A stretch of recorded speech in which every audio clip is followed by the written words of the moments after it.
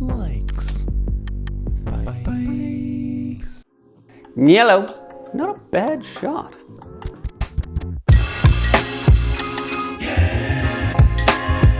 Hello, welcome to Theo Likes Bikes. I'm Theo and I'm missing my videographer. If you find him, please send help.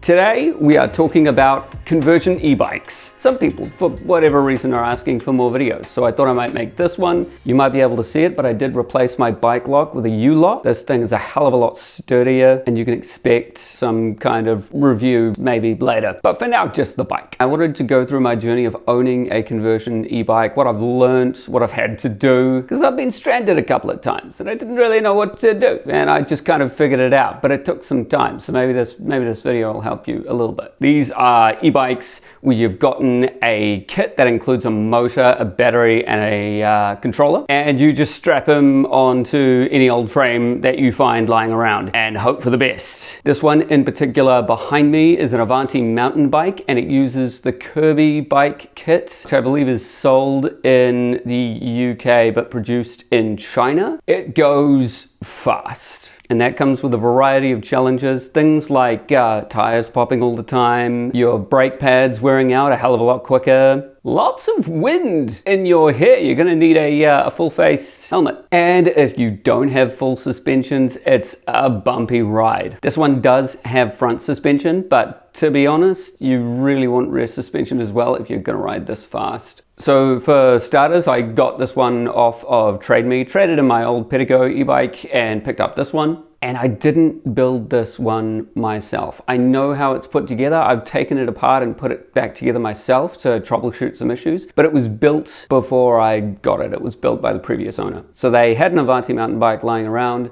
They bought a conversion kit online, it arrived in New Zealand, and they put it all together. This is the back wheel. It came as an entire wheel, and you just kind of slot it onto the bike. And then with the battery, it easily slots into most down tubes, and you just tighten it on with some bolts. The bolts that came with the drink holder. And then the solution that the previous owner came up with for the controller was actually really elegant. It is a bag with some holes punctured into it in strategic places to attach it to the frame. And the bag has a little bit of water resistance, which is nice as well, so it doesn't corrode the wires. And honestly, it's surprisingly elegant. Basically, conversion bikes are really easy to make look ugly, but this one kind of works. So what are the things that I've learned from owning and riding this bike? Well, conversion bikes usually take a little bit of tinkering. I've got all sorts of nuts and bolts which I use as spacers to try and appropriately space the gaps between the forks of the bike and the wheels. And this seems to shift over time, but the purpose for that is to make sure that there's the appropriate amount of space needed to slot the disc brakes into place so that they don't squeak and so that they can be grabbed properly by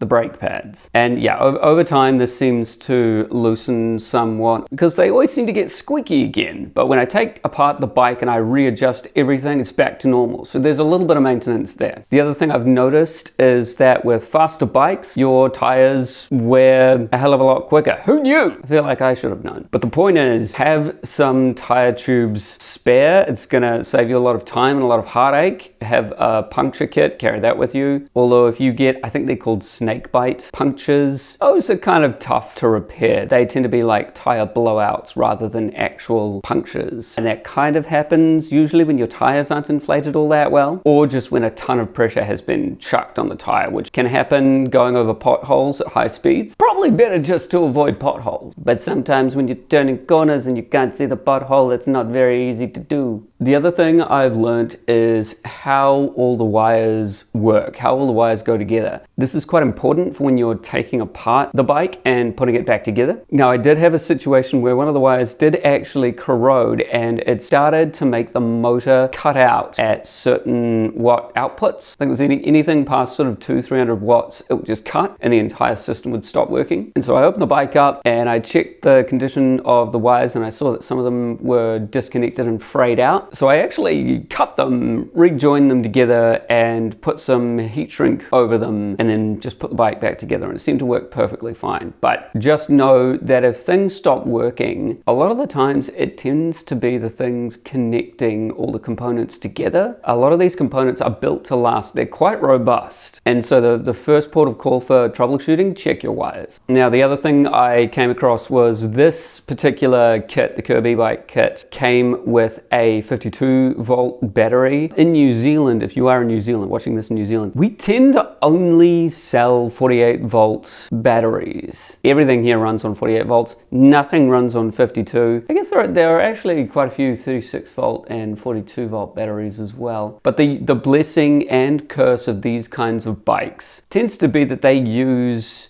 very standardized shark batteries. They're called that way because of how the case kind of looks, I guess, a little bit like a shark. I could have that entirely wrong. Either way, you can get a lot of shark batteries from around New Zealand from multiple retailers. They never seem to have stock. I don't know if that's a demand issue or they're just not holding stock because the batteries degrade over time, and they don't want to hand somebody a battery that's been sitting there unused for so many months. It's probably a good thing, but it means if you want to replace your battery, it takes a long time to get here. So you can either have a spare battery that you swap out day to day so that whenever one of your batteries dies, you've got a spare to use, or you will be waiting a long time. And if you have a kit like mine that's 52 volts, you won't be able to get a battery here, and it's not just going to be several weeks or a month or two. It's going to be up to 6 to 8 months before a replacement battery arrives, potentially longer if the Suez Canal gets blocked. But when your battery gets here, it's the sweetest day. Getting back on the road feels good. These Shark batteries normally come with replacement mounts as well, and a lot of the mounts are universal. So the reason why this can be a benefit over other e-bikes is that if you go for a pre-made e-bike and not a kit, they tend to use very specific battery holsters. And the problem with that is if you want to replace one of those batteries, you have to kind of go to the manufacturer or to similar e-bikes to find a replacement. They can be harder to find than typical Shark battery cases. So as different manufacturers' e-bikes get older and older, sometimes they change the type of battery that they use and how it's mounted to the e-bike. And that is very much like trying to find a charging cable for an old iPhone or something like that. You know, those very specific proprietary cables that they're no longer made, and there's no secondhand ones, then you're shit out of luck. And you either need to buy a new e-bike or pray that the manufacturer has some kind of solution to your problem. But in the same vein, I wouldn't expect these e-bikes to last 20, 30 years. I think they're more of like a 10-year investment before they kind of start wearing out and you need to replace bits and pieces, and then you can hope that somebody wants to buy it secondhand and you can upgrade. What I do really love in particular with conversion bikes is they tend to be a lot faster than your regular e-bike, and a lot of the kits come with throttles, so you're not limited just to pedal assist. And for commuting, this is a godsend because you don't want to arrive where you're going all sweaty. And to be perfectly honest, I find the highest speeds in keeping up with traffic means that people pass you less, and that creates less situations for you to be squished by other cars. You've got more road presence. People are less annoyed if you're riding in the middle of the lane because you're keeping up with traffic. And so in general, people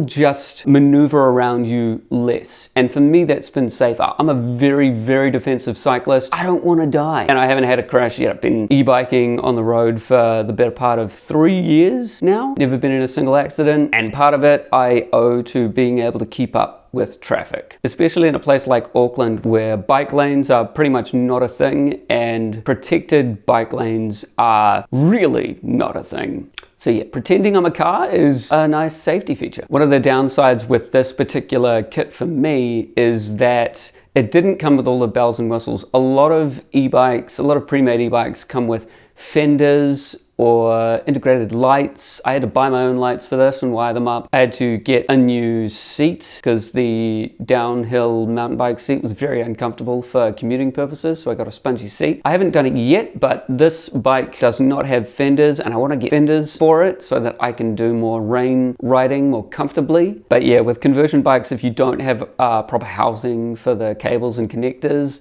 I wouldn't ride them much in the rain if you can avoid it. But yeah, overall, if you want a conversion bike, you have to really love that kind of lifestyle. You have to really love e-bikes. Like me, I like bikes.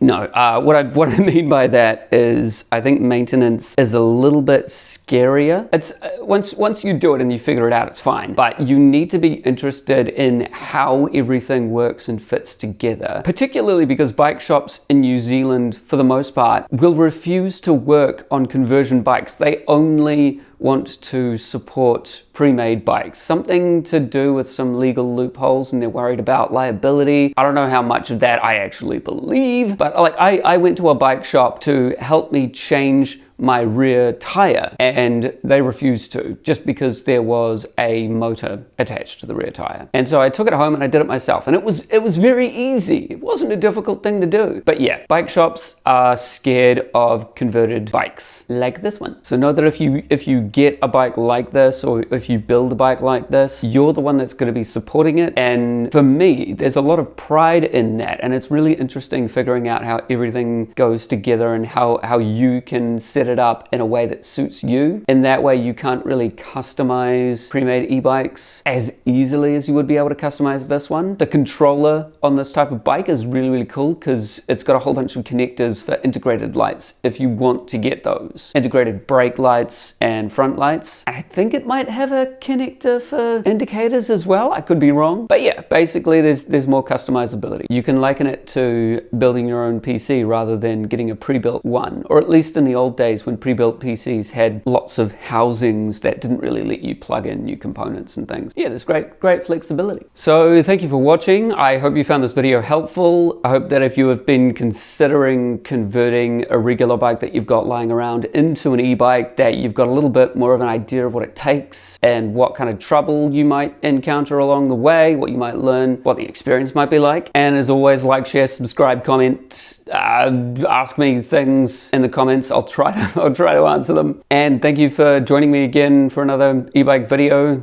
on my e-bike journey. Catch you next time. All right, Josh, how do you turn this off?